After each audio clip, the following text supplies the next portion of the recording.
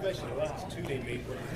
All right, welcome everybody to the Alexander Board of Education special meeting. Can we have a call to order and roll?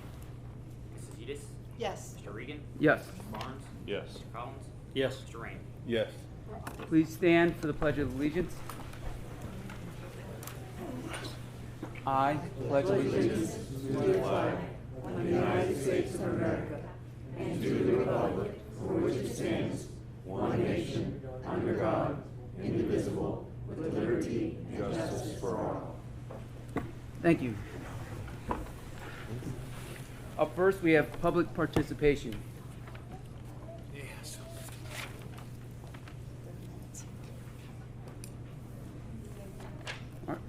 We plan on keeping the public participation to 30 minutes. Do not interrupt each other. Thank you. Can we reserve public participation for after executive? This is your time to speak. This is it. We'll move the microphone down here so that people can be heard on the thing.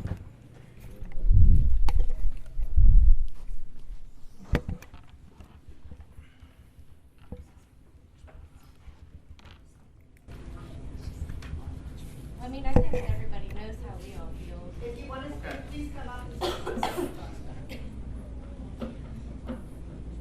Then we have Oh, we've got one coming. Okay.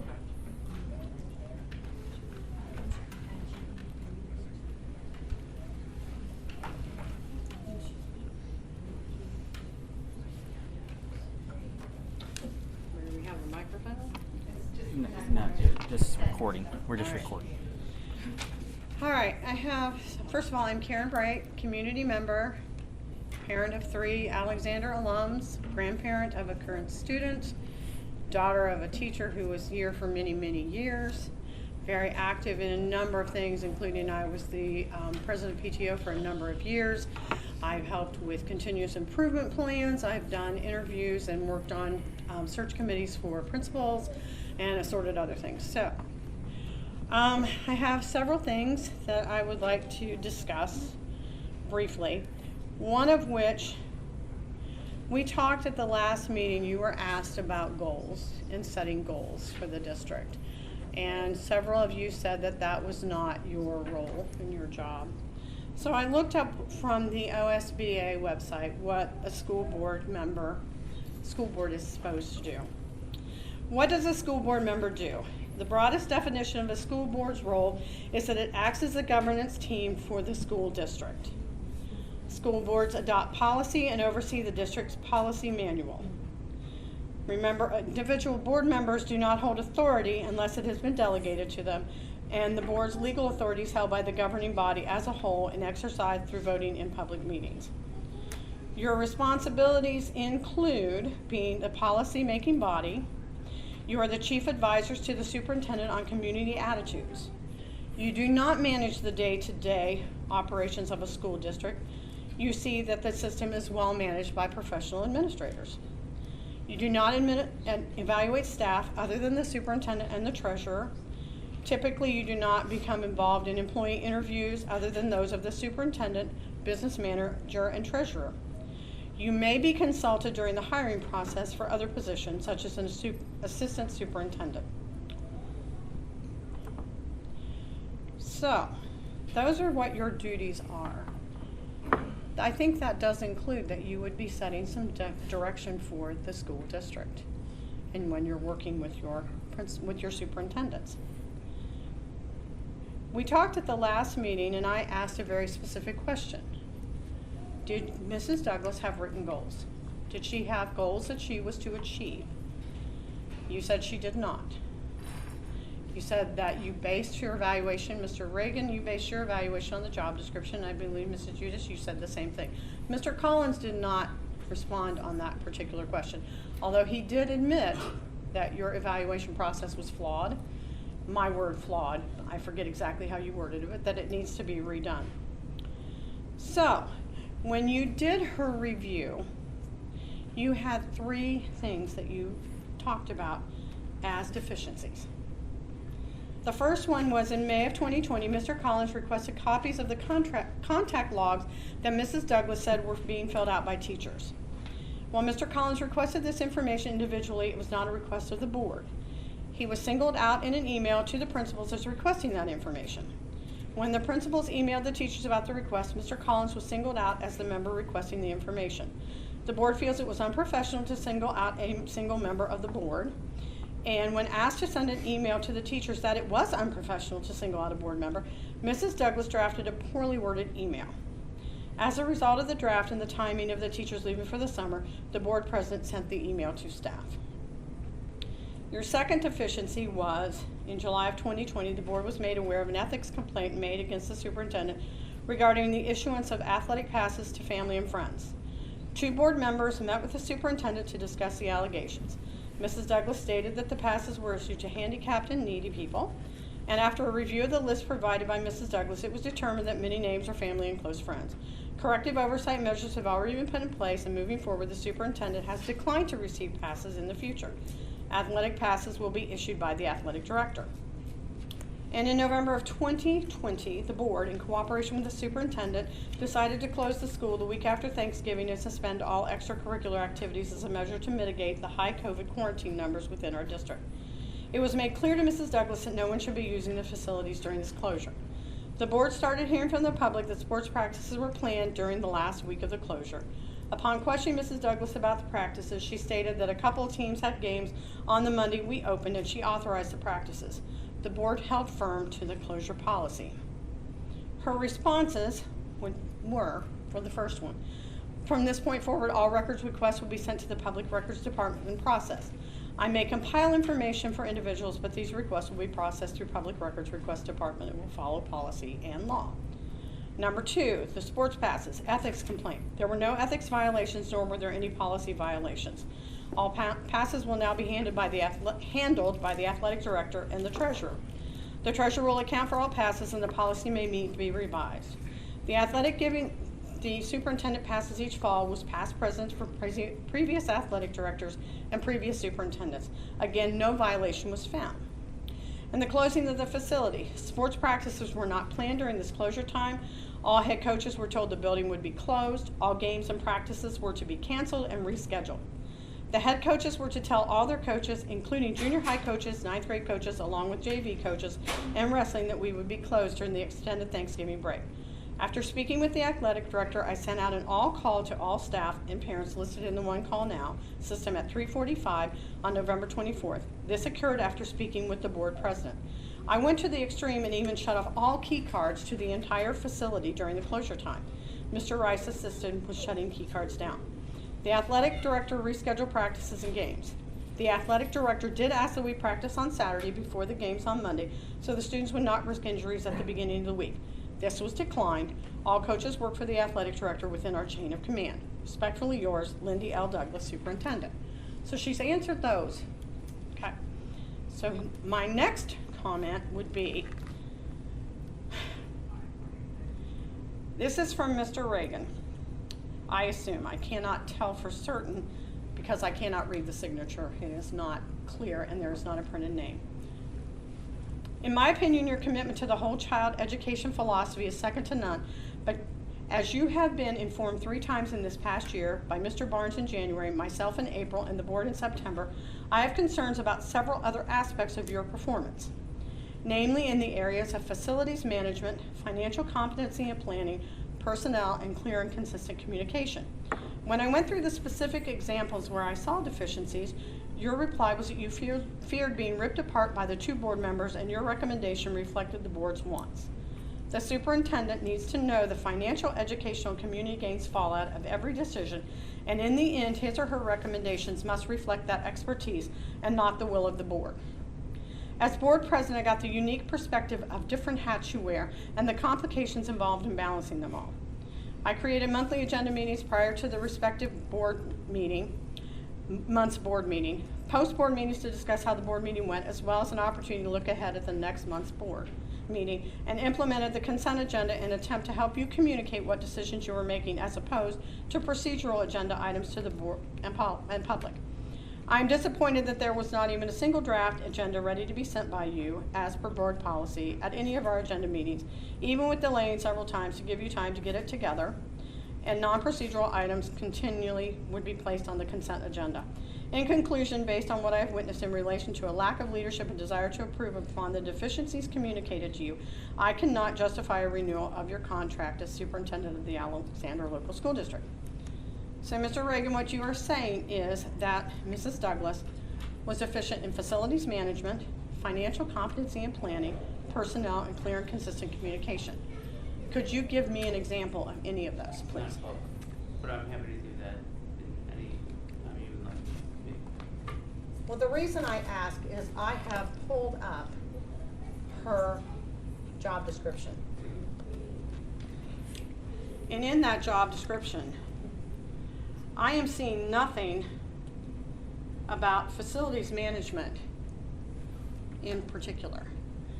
Plus the deficiencies that you listed, the only possible thing that was a facilities management issue was the closure of the practice facilities, which according to what she has told you, did not occur, that they were not used during that time. She shut off the key cards. People couldn't get in. So where is the facilities management issue? Mrs. Douglas is also responsible for assisting to prepare the budget. Did she do that? Did she help prepare, assist and prepare the budget? Was it given to you in a timely fashion? Correct. Then what financial competencies and planning did she miss? Because that is what's listed as her financial responsibilities. And as for her communications, the only deficiency that I see that you even discuss communications is a poorly written email. Now I'm going to say to everybody in this room, heaven help us if we have not sent at least one poorly written email in our life. Amen. Is that worthy of being poor communications? That's the only deficiencies that you had listed on her evaluation. Those three things. So explain to us, please, how she, when you said you evaluated by her job description, you said that and you said that. You didn't even address anything that really was part of her job description. And your deficiencies do not align with the reasons that you gave, that you are not renewing her contract. Furthermore, you as a board are responsible for the governance and, quite frankly, the reputation of this school district. We all are responsible for that. You have made this board a laughingstock in the county of Athens. You have managed, and this is a good one, you have managed to become listed in the best of Athens' worst categories. The most dysfunctional local government body. Local controversy or scandal. Do you know who is also under the most controversial scandal? And I hate to say this, I hate to bring this up because it's a horrible situation. The Beller family. You are lined up in a top 5 category with the Beller family. Yeah. And then finally, the local issue that riles you up the most. That is what we are seeing in the community now. You have made this a laughingstock. I would say you'd be the butt of the joke, but this is not funny. It is not a joke whatsoever. What you have done is absolutely does not align with anything that you are required to do, that you are supposed to do. I will finish so everybody else gets to talk. I'm sorry. I want to bring one other item forward that I think is critical that you know. I assume you know this because I assume that you have already looked this up. Relationships between the board and superintendent partnership. Maximizing effectiveness as a leadership team. The Board of Education, superintendent, and treasurer, you find people all sitting here, are the district's leadership team. You commit to high standards, debate often difficult topics, and believe that continuous improvement is necessary for all students to succeed. Here is what they recommend, and this is from the Ohio School Board Association, something that resource that I would assume you all use. It's a wonderful resource. I was amazed. I was going to do more research, but unfortunately you called an emergency meeting in enough time. But one of the things that they recommend, how does the district's leadership team develop and maintain a successful functioning relationship while working interdependently? And it says, you make the superintendent process a top priority, matching the district culture, goals, and needs with the superintendent's philosophy, training, experience, and leadership style. Number 2, you agree on the superintendent's job description and an evaluation plan. And number 3, the board and superintendent conducted quarterly team evaluation and development workshops. During these sessions, team candidly discuss what it must do to keep the school system and community focused on high student achievement. You didn't do written goals. She had no idea what your expectations were. You did not do any kind of quarterly evaluations. At the end, you give her an evaluation based on some goals that nobody knows what they were because you don't have them documented. Then you evaluate according to a job description that your own deficiencies do not align with. Can you, any of the 3 of you, you 2 are welcome as well because I saw you, your evaluations, I don't think, Aaron, you weren't here. Jay, I know what you said. Can you answer how in the world, if your deficiencies that you gave do not align necessarily with the job description, but yet you said you evaluated by the job description, how you have fairly assessed Mrs. Douglas's performance over the last year?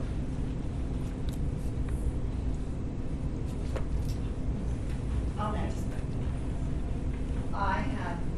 I believe I've fairly assessed your performance over the last 2 years. When I do it, I use the evaluation form that we're given, and I also provided notes to her in case she had questions about why I said this or why I gave that number. And as a result of the last meeting, I went and I looked at the composite evaluations over the 6 years that she has been evaluated. And when I compared the strengths and her weaknesses according to the composite numbers, more likely than not, her strengths flowed throughout the 6 years and her weaknesses flowed throughout the 6 years. There were more weaknesses in the last several years. And that told me that it wasn't just the most recent board that saw things, it was past boards saw similar issues that needed fixing. I firmly believe it is the responsibility of individuals to seek guidance if things are not working out. Jay had said earlier, it's very hard for someone to meet the needs of 5 bosses. In the past, I've tried to meet the needs of 2 bosses long distance, and that was hard enough.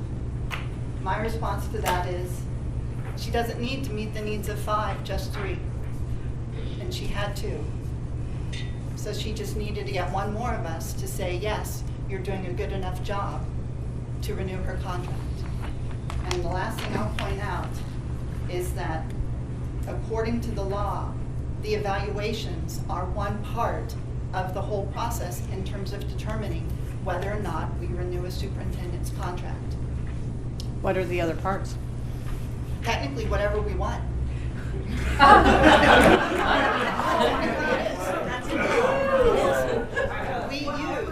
I will say what I used. I used my experience seeing things from the inside. I used. There's the personal.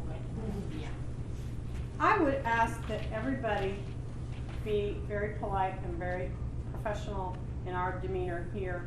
I think we stand on the side of right, and I think we will do ourselves a disservice when we heckle them. Let's be better than that. Karen, I would have appreciated that from you from the beginning, and from everyone. I'm Mrs. Bright to you, ma'am. Mrs. Bright, sorry. Thank you.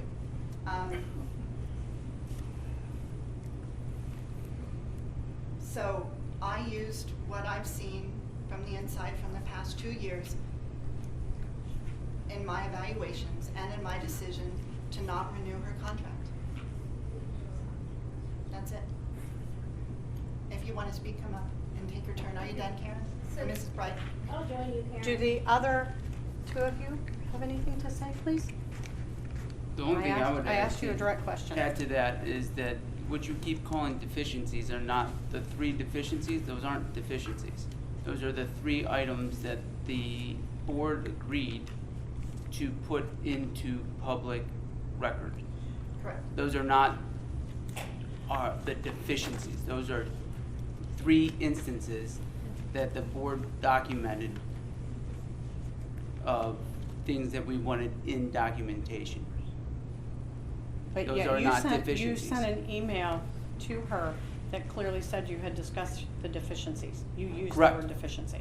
Correct. That's not a discussion. That's a piece of paper. That's a I'm piece sorry? of paper. He talked about different things apparently. We talked about deficiencies that were laid out different, at different lists. Different that were- list than the 3. Those 3 are not deficiencies. You keep calling them deficiencies, Then what would you call them? admonishments. That is the legal word that we were told. Okay. All right. So, anything else on your evaluation process and how you, what I see does not align with the job description and how you're evaluating her?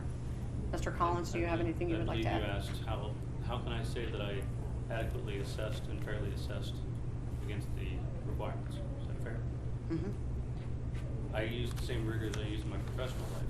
I go through and each point, consider each point, and whatever my value is that I rank, I back it up with specific examples.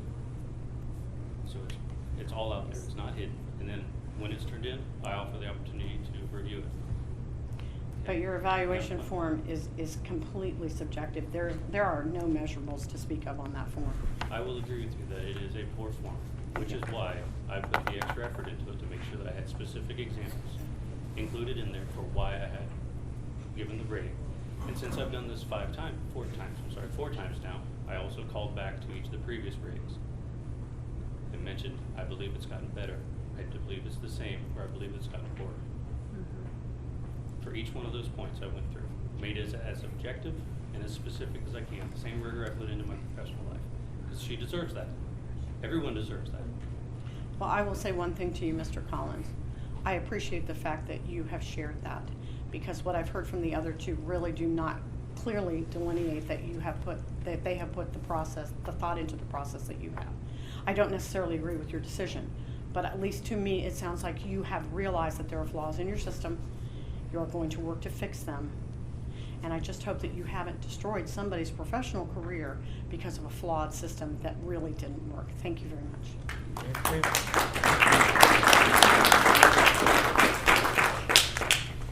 I just wanted to know how many times you walked the hall.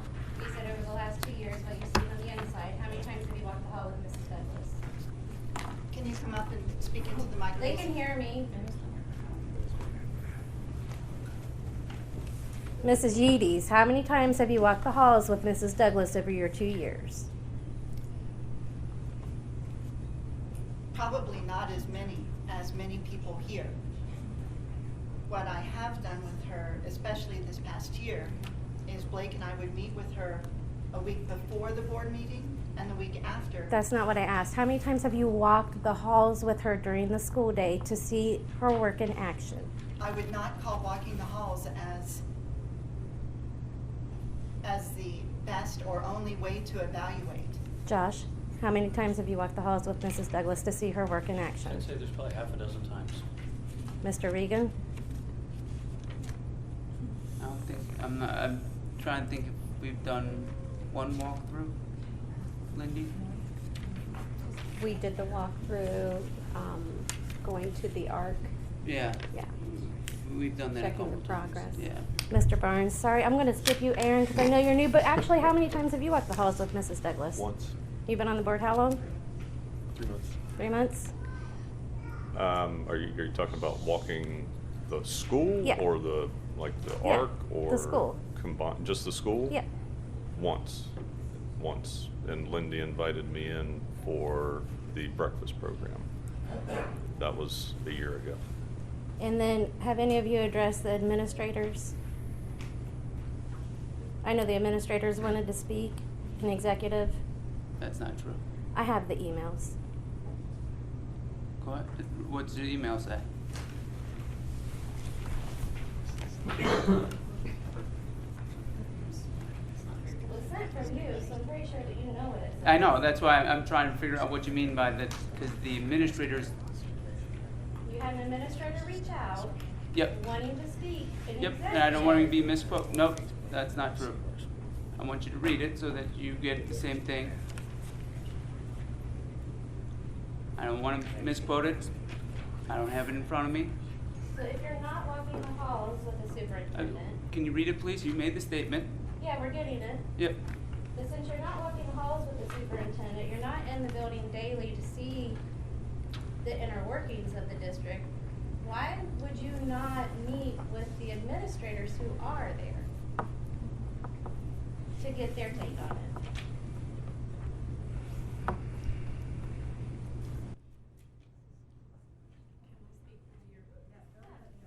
You gotta go up to the microphone. I'm going.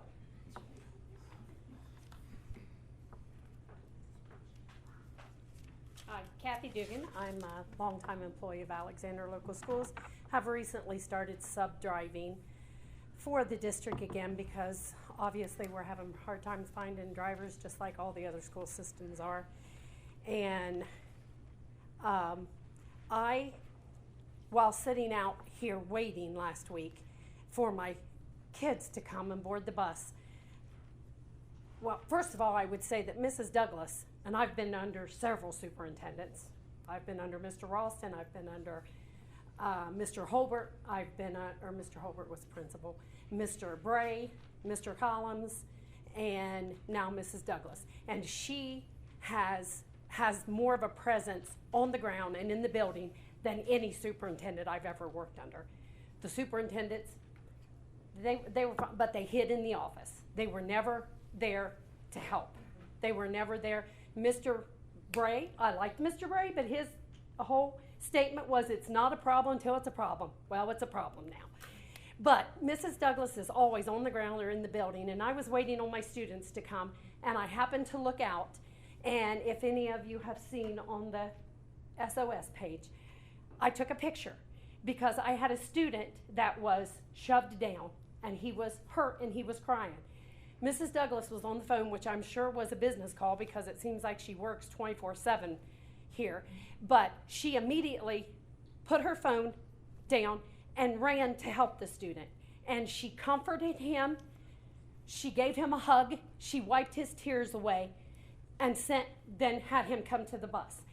That post, and I titled that post, "This is what a real superintendent is," because I felt that from my heart. This is what a real superintendent does, that cares about the little ones to the big ones to the employees.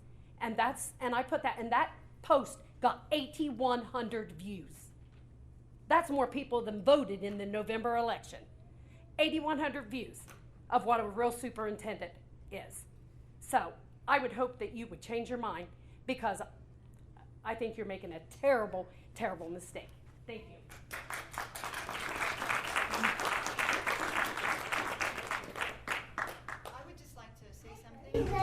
I wasn't finished yet, hang on. Okay. So, from Jay, are we going to hear from admin? They never requested to be heard. The conversation goes back and forth a little more than Blake. This was sent to you. As a member of the administrative team, I am asking as team spokesperson for the purpose of this email. I'll leave out the names of the administrators. Would like to make ourselves available for the February board meeting. In the event you or others have any questions that we may be of assistance, please let me know. Okay, read just before that, please. Before that comment, it says, I was told no. not to do a survey of the teachers. No, of the admin. I was told no to a survey of the admin because they wouldn't want to put anything in writing. And I got that email.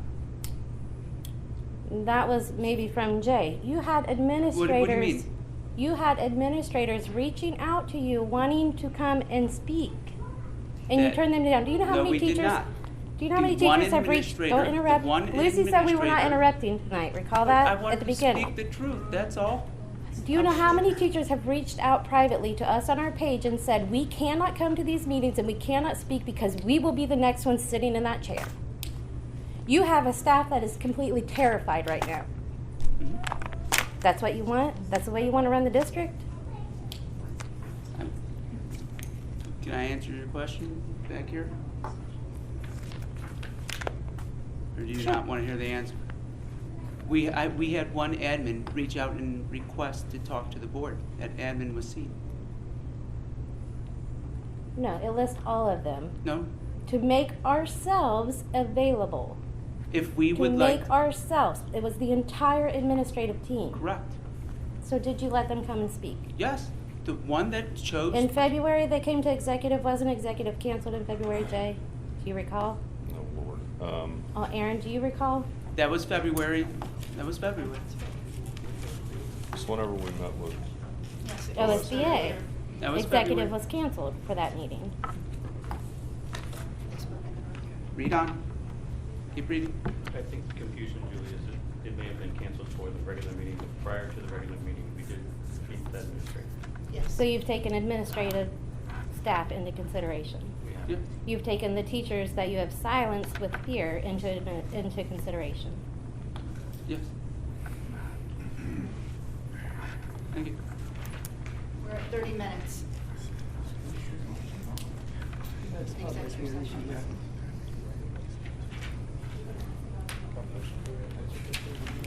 At that time. Did you want to say something?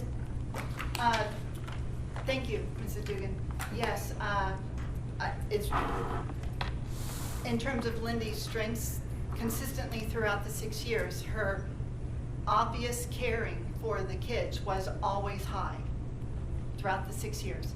Second, I would say that just about any staff in the school would have done the same thing. Okay. Hold on, wait, let me. Okay. I don't know if any staff was there. I don't know if any staff noticed or didn't notice, but I do think that there are a whole lot of staff, probably all, who care about the kids and would help out. Oh, and I'm not saying that there, And that you there were are there staff. too, you were there too, so. Yeah, I was on the bus with kids. I Yeah. couldn't leave my bus. Yeah. Because I had a busload of students. Yeah. But there were several staff standing there that didn't go to the child. Then that's. Now, I'm not saying that there's not staff that don't care, because I believe there are multiple staff that do care. But there was a half dozen staff standing out there that did not go to the student. And Mrs. Douglas was probably from here to the nurse's station from the student. It wasn't like she was right next to me. Okay. So she made an effort, but, yeah. Motion to go into executive session. I would ask, before you do, I have 2 questions that we would like to know. Do we What- want to extend the time for her questions? There are 2 brief questions. Go for it. First question, what section of Sunshine Law are you relying on to make the motion to enter into executive session I'll It's read on the that. agenda. on the agenda? What legal opinion are you relying on to state executive session is necessary? And can we have the name of the attorney, please? Brickler and Eckler is our, Do you have a specific attorney that you have been dealing with? Beverly, I don't know Beverly's last name. Beverly Meyer. Beverly Meyer. Thank you. All right, we have motion to go into executive session for the appointment, employment, dismissal, discipline, promotion, demotion, or compensation of an employee or official. And that was moved by Lucy, you made that motion? Yes. And I will second that motion. Roll. Mrs. Edis? Yes. Mr. Regan? Yes. Mr. Barnes? Yes. Mr. Collins? Yes. And Mr. Ramsey? Yes. Thank you.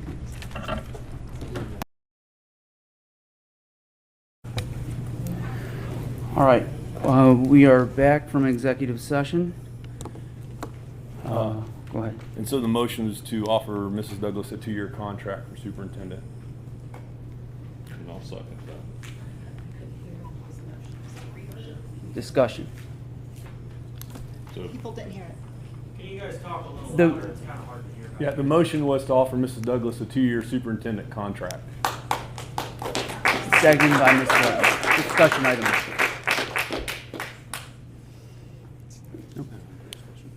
All right, roll.